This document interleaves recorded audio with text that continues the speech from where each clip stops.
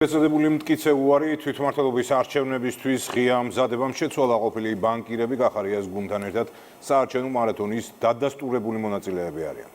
გირჩს ეს პოზიცია ისედაც გაცხადებული ჰქონდა, ახლა საინტერესოა რამდენ ხანს გაძლებს ნაციონალებისა და გვარამიას ბოიკოტი. გიორგი აბაზაძეა პირდაპირ ეთერში. ახალი და ძველი ნაციონალები როგორც ჩანს უცხოელი პატრონების დირექტივებს ელოდებიან, რადგან კოლეგების მსგავსად მათაც შეიცვალონ მოულოდნელად პოზიცია, არ იქნება გასაკვირი, რადგან უახლეს წარსულს თუ გადავხედავთ, რადიკალთა უპრინციპობის არაერთი მაგალითი არსებობს. თუმცა მანამდე პირადი და პარტიული ინტერესებით მოქმედი კოლექტიური ნაცმოძრაობის დანაყოფების ერთმანეთის წინააღმდეგ ბრძოლა ისტორიას ემსგავსება.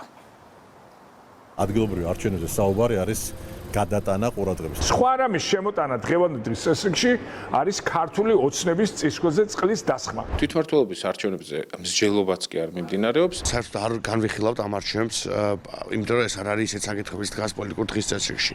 ელომ რამდენიმე თვეში პოზიცია რადიკალურად შეცვალა. ახლა ღიად თვითმმართველობის არჩევნებში მონაწილეობაზე ალაპარაკდნენ. მანამდე ცდილობდნენ საზოგადოებისთვის ფარული მზადება დაემალათ. თბილისის წარქმევა და თბილისის გათავისუფლება ბოროტი ძალადობრივი რუსული ქოცობისგან არის შესაძლებელი. ვიმსჯელოთ, ხომ არ იქნება მიღება სწორი იდეა. ლელუსთან ერთად არჩევნებისთვის ემზადებიან გახარიას პარტიასა და გირჩში. გამოცხადებული ბოიკოტი ჩავარდა. თანაგუნდელებს აკრიტიკებენ ნაცმოძრაობასა და ახლებში. თვითმმართველობის არჩევნები ოპოზიციაში მორიგი განხეთქილების მიზეზი გახდა.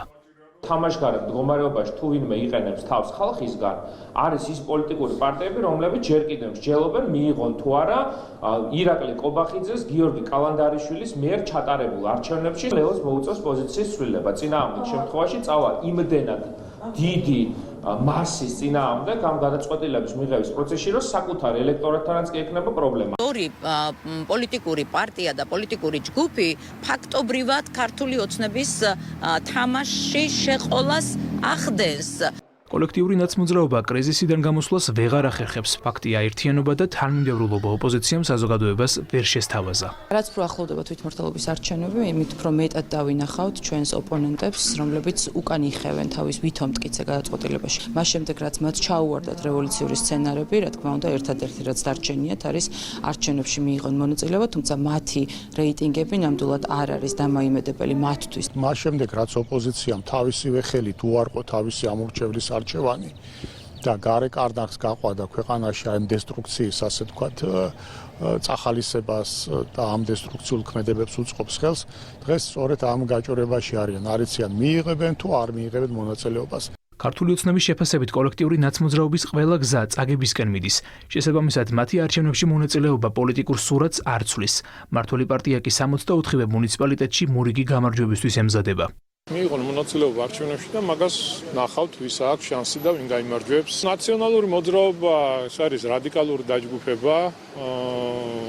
მათი მონაწილეობა, არ მონაწილეობა ან ზოგადად სხვა კონკრეტული ოპოზიციური პარტიების მონაწილეობა არ მონაწილეობის საკითხის პოლემიკაში შესვლა მე არ მინდა. რაც შეეხება ქართულ ოცნებას, დაწყებული გვაქვს მზადება საარჩევნოდ, არის უამრავი გამოწვევები დედაქალაქში და რეგიონებშიც არის უამრავი პრობლემები და ამ ყველაფერს ჭირდება ღირსეული პასუხი.